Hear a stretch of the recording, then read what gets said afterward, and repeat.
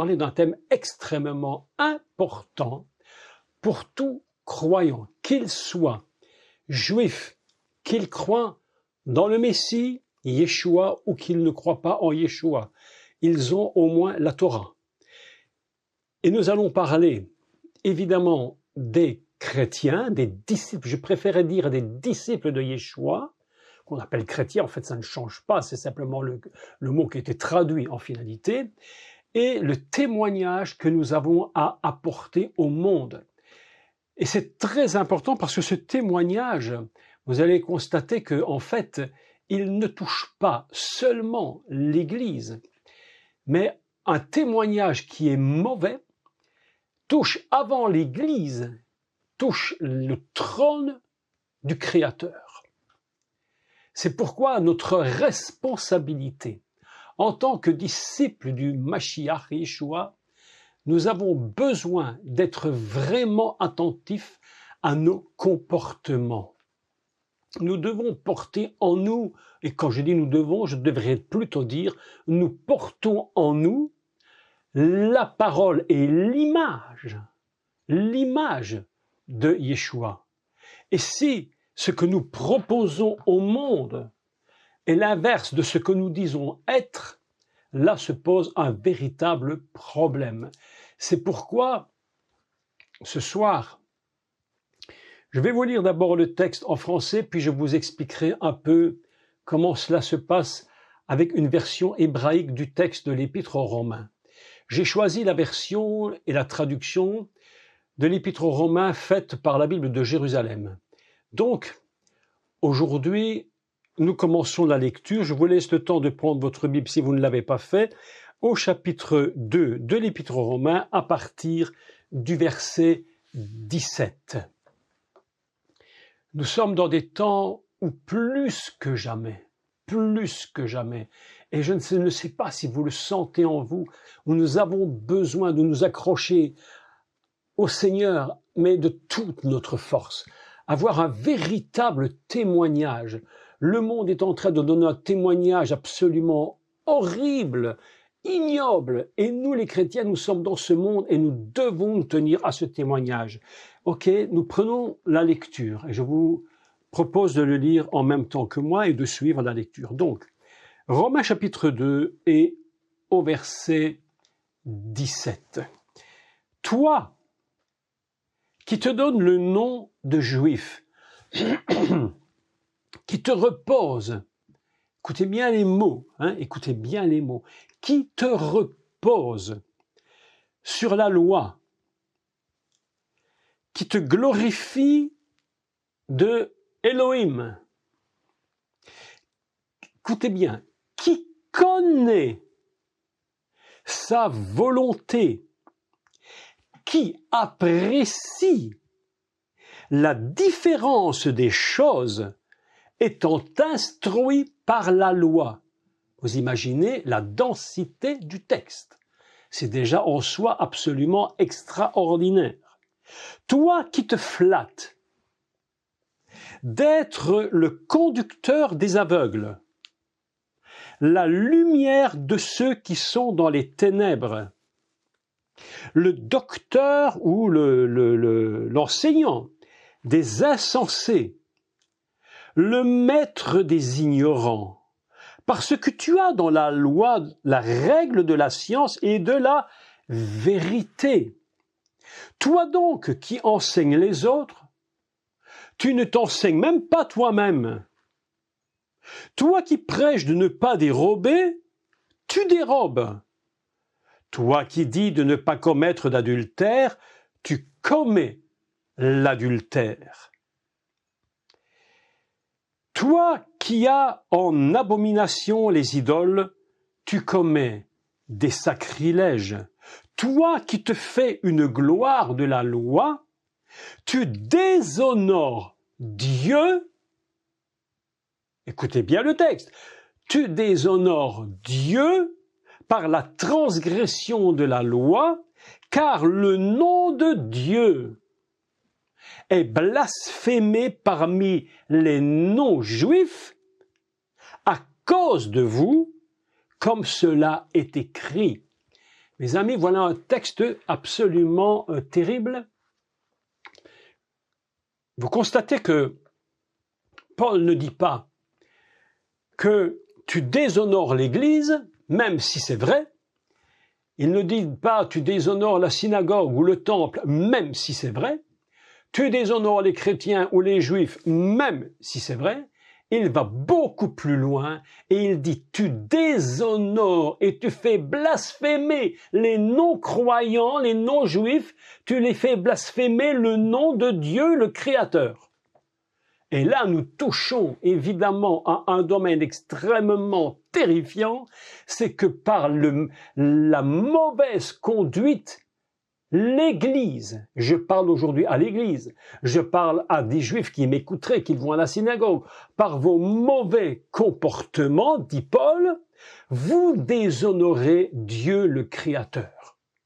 C'est-à-dire qu'il y a une dimension céleste que l'on touche, et je crois qu'il serait véritablement urgent pour tout le monde de comprendre que nous sommes complètement liés avec le trône de Dieu. Vous vous souvenez que le cours que j'avais donné sur la gloire, où j'avais expliqué cette connexion avec la gloire de Dieu. Vous imaginez, on peut toucher à beaucoup de choses. On peut faire des erreurs dans des choses graves ou parfois moins graves, mais une chose qu'on ne peut jamais toucher, rappelez-vous cela, c'est la gloire de Dieu. C'est tellement grave lorsque l'on touche la gloire de Dieu, et ça se fait d'une manière tellement parfois insignifiante, que l'apôtre Paul dira, et nous le verrons dans les cours suivants, que l'homme sans Dieu est privé de la gloire.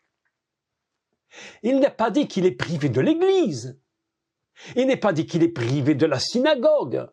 Il n'a pas dit qu'il était privé du temple ou de quoi que ce soit. Il dit l'homme qui a péché par ses comportements est privé de la gloire de Dieu. Et mes amis, voilà ce que Paul dit dans ce texte. En finalité, vous touchez au trône de Dieu. Et les païens sont en train de blasphémer le trône à cause de vos comportements. C'est ce que Paul dit. J'espère ce soir que je ne vous parle pas à vous en privé, que je ne fais que parler ici du texte de Romains. Je l'explique, je ne dis pas que vous êtes comme cela. Je l'espère du plus profond de mon cœur que vous ne l'êtes pas. Mais nous avons tellement vite touché à la gloire de Dieu par des comportements mauvais, et je vais expliquer quels sont ces comportements. Parce que vous savez, ce n'est pas des comportements qui datent d'aujourd'hui. Ce ne sont pas des attitudes que l'on a aujourd'hui. Déjà à l'époque du prophète Samuel, Samuel leur disait, vous avez fait blasphémer le nom de Dieu parmi les nations qui ne croient pas, les païens. Vos comportements, il le dit, c'est dans le prophète Samuel, 2 Samuel, c'est Nathan, le prophète, qui parle à Samuel. Il dit, parce que tu as agi de telle façon, mais ceux qui ne sont pas les croyants, eh bien, ils ont blasphémé l'Éternel à cause de toi. Vous savez que le péché de David, il l'a pourchassé pendant très, jusqu'à la fin de sa vie, pourrais-je dire. Il y a eu quelque chose qui s'est créé, parce que ses comportements n'étaient pas dignes, et pourtant c'était le roi David. Nous allons aujourd'hui expliquer. Je vais tenter avec le Seigneur de vous parler avec mon cœur ouvert, très sincèrement. Lorsque j'enseigne, il faut d'abord s'enseigner soi-même.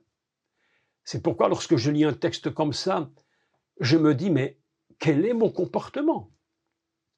Est-ce que je suis une image pour les gens qui me voient? Ou est-ce qu'ils blasphémeront Dieu? Comment peuvent-ils blasphémer Dieu? Ils vont blasphémer le nom de Dieu. Pourquoi? Parce que je leur ai parlé de lui. Et puis, ils voient le contraire d'un comportement. Écoutez ceci. Paul commence en disant cette phrase. Toi, écoutez bien la phrase, elle n'est pas anodine.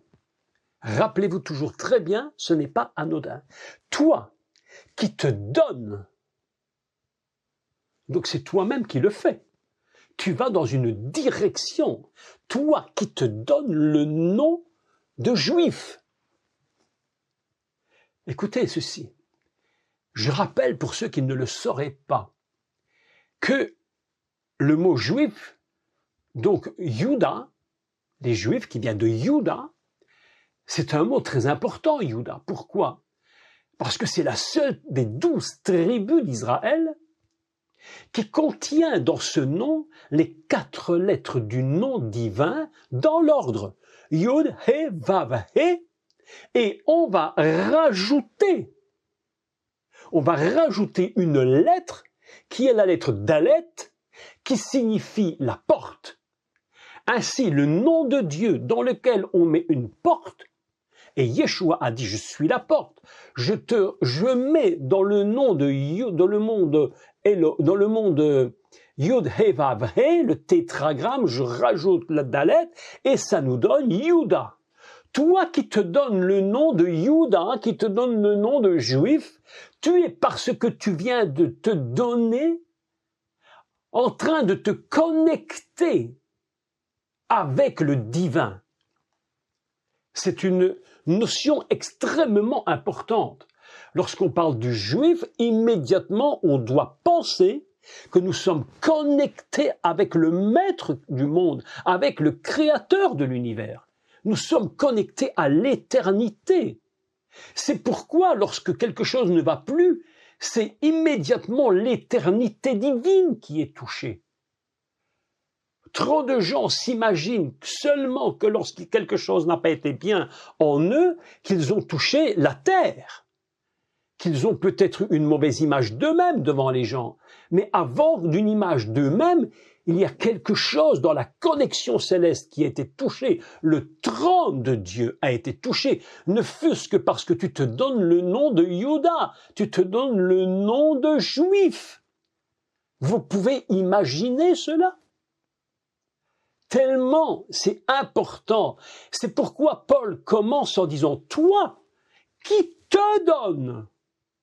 Nous n'oublions jamais que nous avons été greffés à l'Israël. Nous sommes greffés, Paul dit, le véritable juif, c'est celui qui est dans son cœur. Nous sommes dans le Mashiach. Il est juif, donc notre cœur le devient automatiquement. Toi qui te donnes le nom de la connexion céleste. Et il dit, toi qui te donnes le nom de juif, qui te repose sur la loi. Qui te repose sur la loi. En fait, qui te repose, on peut traduire cela par toi qui t'appuies, toi qui comptes sur la loi, toi qui comptes dessus. Tu te glorifies de cette loi que tu as en disant voilà la loi, moi je la connais, je me repose sur tout ce qui est dit. Donc vous imaginez la dimension que cela prend lorsque le chrétien, le croyant est en train de faire le contraire de ce qu'il dit. Tu t'appuies, tu te reposes. J'aime beaucoup le mot reposer en français. Le mot reposer en français il est très intéressant parce qu'en fait c'est se poser à nouveau. Reposer, c'est se poser à nouveau. Je me repose. Hein? Il y a des gens qui se posent et d'autres qui se reposent. Je me repose sur la loi. J'y étais déjà, mais je m'y remets encore et encore et encore et je dis, j'ai la loi, je connais la parole de Dieu, je me confie en elle, puisque c'est le même terme hébraïque qui revient, je me confie, et même encore une autre traduction pourrait être faite, toi qui te confines, tu te tiens à l'intérieur, tu es complètement confiné dans la loi. Hein, on connaît le confinement, on sait ce que c'est. C'est-à-dire qu'en fait, quand tu es confiné, tu n'en sors pas. Un confinement, c'est-à-dire tu es chez toi, tu restes chez toi et on ne te permet plus de sortir. Et tout ça, on le connaît, hein, on a vu ce que c'était. Et bien, toi qui te confines, tu te dis juif, tu te confines dans la loi et tu te glorifies en Elohim. Alors le mot ici c'est mitalal, tu te confies c'est mitalal be Elohim. Mitalal, c'est sur cette racine qui produit le Alléluia.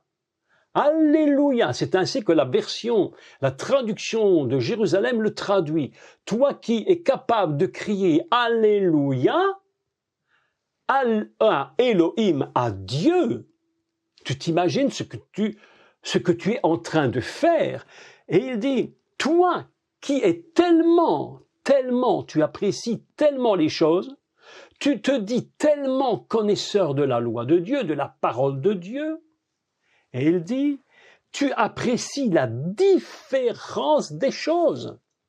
Tu sais faire la part des choses. Tu sais reconnaître ce qui est bon et ce qui est mauvais. Tu sais apprécier la loi. Tu sais décortiquer la loi. Extraordinaire. Paul est en train de leur dire ce qu'ils sont. Paul est en train de dire à l'Église et au peuple d'Israël ce qu'ils sont. Vous êtes des érudits de la Torah. Vous faites la part des choses. Vous imaginez le niveau qu'on peut atteindre. Il ne dit pas, vous ne savez pas. Il dit au contraire, le pire, c'est que vous le sachiez et que vous ayez des comportements contraires à ce que vous prétendez être et que peut-être vous êtes. Toi qui apprécies la différence des choses, étant instruit par la loi, tu as une connaissance de Dieu. Il parle des gens qui ont une connaissance de Dieu par la loi. Aujourd'hui, les chrétiens, eux, ont une connaissance du Messie. Dieu s'est révélé à eux à travers le Messie.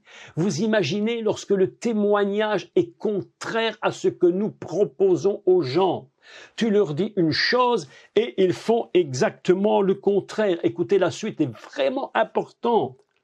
Toi qui fais la différence, qui t'instruis par là, toi qui te flattes d'être le conducteur des aveugles.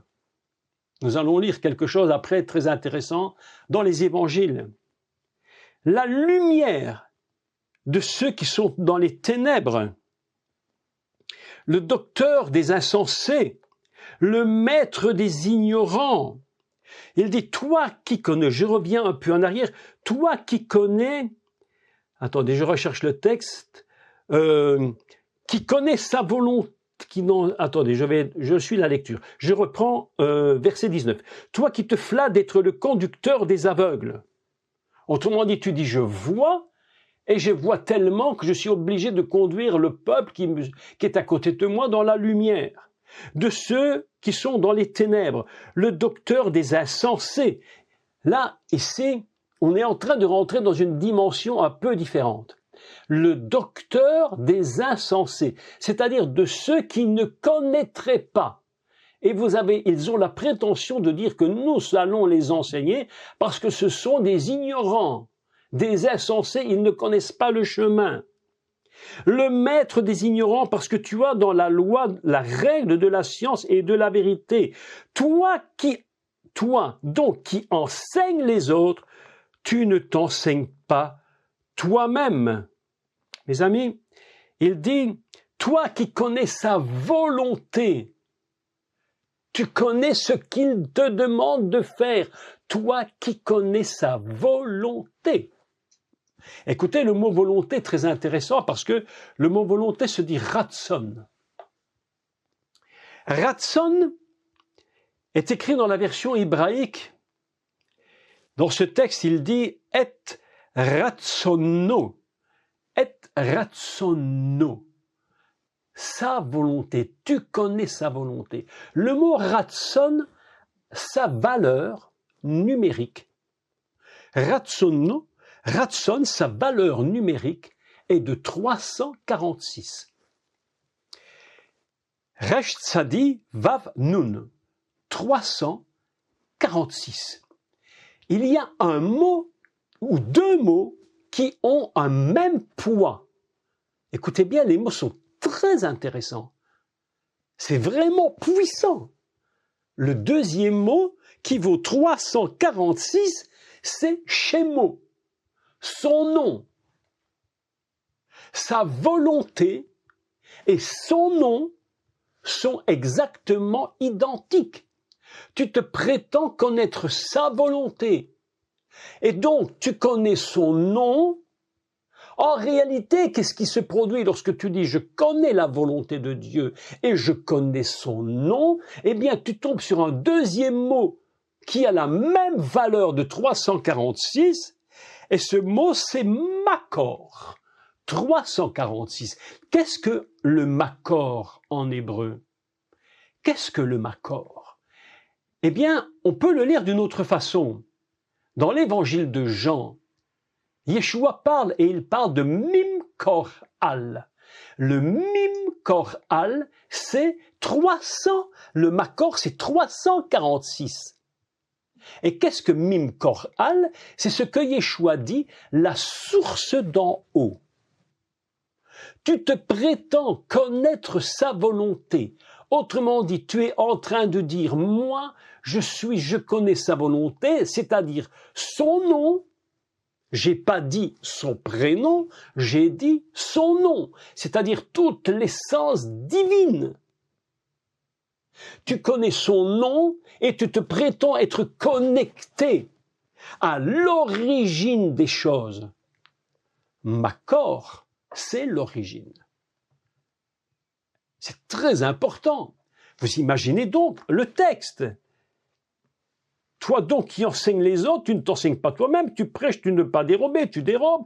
Toi qui dis de ne pas commettre d'adultère, tu commets l'adultère. Tu es en abomination des idoles et toi-même t'es idolâtre. Voilà un texte absolument important. Il ne suffit pas de prétendre être connecté à la source.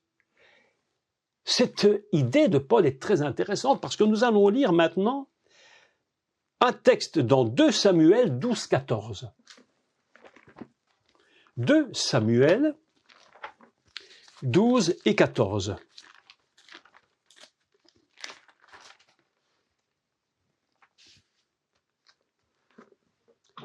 Je vous laisse le temps de prendre votre Bible.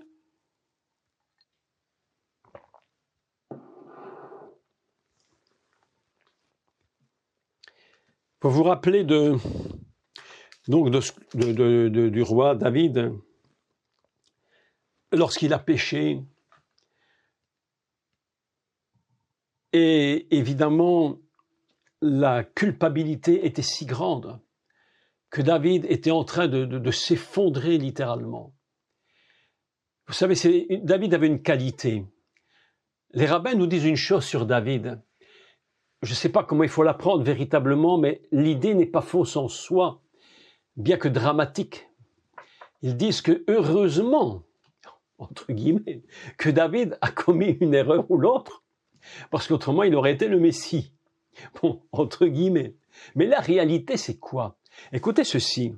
Donc, 2 Samuel, au chapitre 12, verset 13, David dit à Nathan, le prophète, « J'ai péché ». Écoutez ce qu'il dit.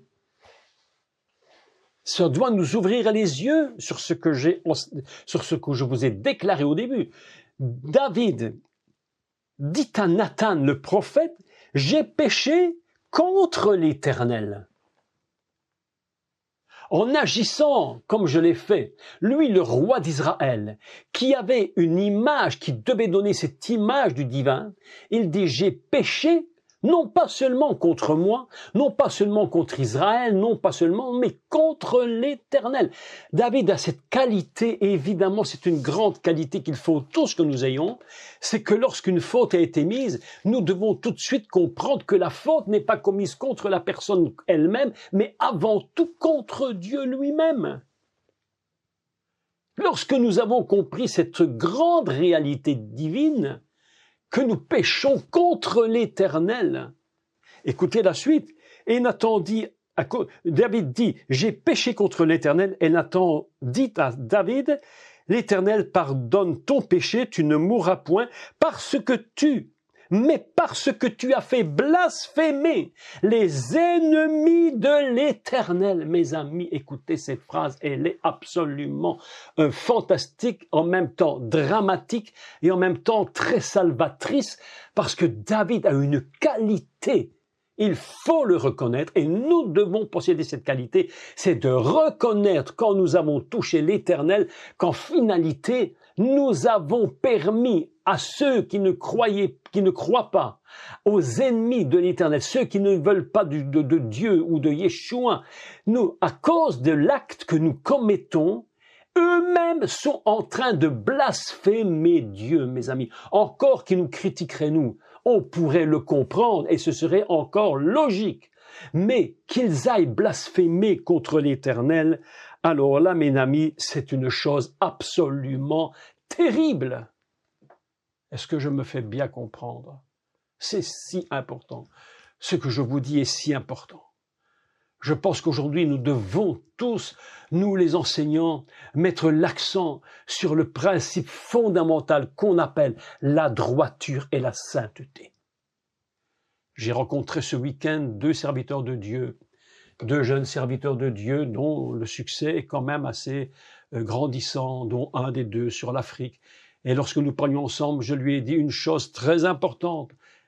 Il me posait des questions, je répondais et je lui ai dit, la chose la plus importante dans un ministère, ce n'est pas de faire des miracles, ce n'est pas les prophétiser, non, ce qu'on attend d'un serviteur de Dieu, c'est la droiture et la sainteté. C'est le plus important.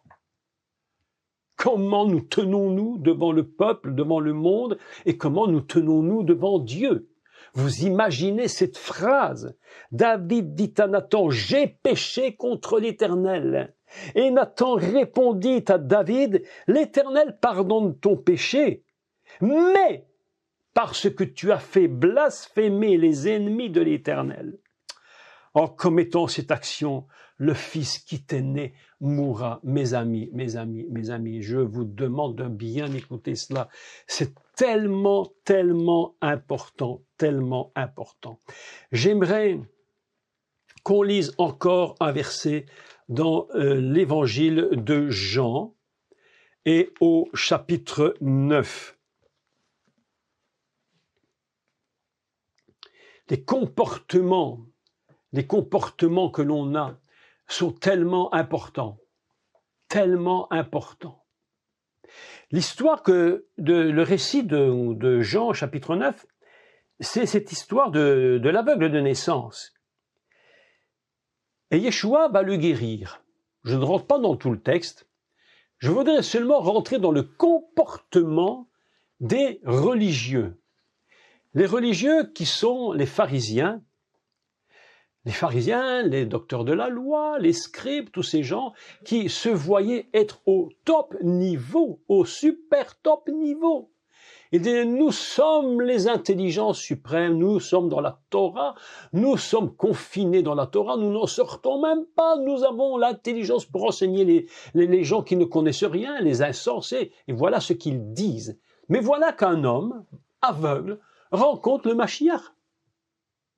Et Yeshua fait de la boue, je ne rentre pas dans les détails, les met sur ses yeux, il va se laver les yeux et il voit. Et Yeshua va lui dire une chose absolument formidable, il va lui dire, va te présenter, entre guillemets, aux religieux. Et donc là va commencer un véritable discours. Je voudrais quand même qu'on puisse lire ce petit passage dans l'évangile de Jean, chapitre 9, à partir du verset 24. Vous voulez, prenons un peu de temps pour lire ce petit texte, il est très intéressant, concernant les comportements de ceux qui disent être dans la loi, être confinés dans la loi, se reposant dans la loi, croyant qu'ils sont le summum de l'intelligence. Écoutez ce qu'il dit. Les pharisiens appelèrent une seconde fois l'homme qui avait été aveugle et lui dirent, « Donne gloire à Dieu ». Non mais écoutez le texte, non mais là, le texte est vraiment magnifique parce qu'on est en train de voir mais le comportement insupportable de ces personnages. Il rencontre ce personnage, il donne gloire à Dieu, donne gloire à Dieu.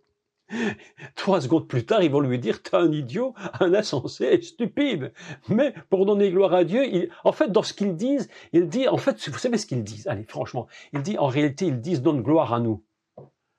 Parce que de toute façon, on sait que t'es un insensé et un homme stupide. Voilà, alors quand ils disent donne gloire à Dieu, en réalité ils disent donne-nous gloire à nous, parce qu'on va te faire comprendre quelque chose. Écoutez le texte.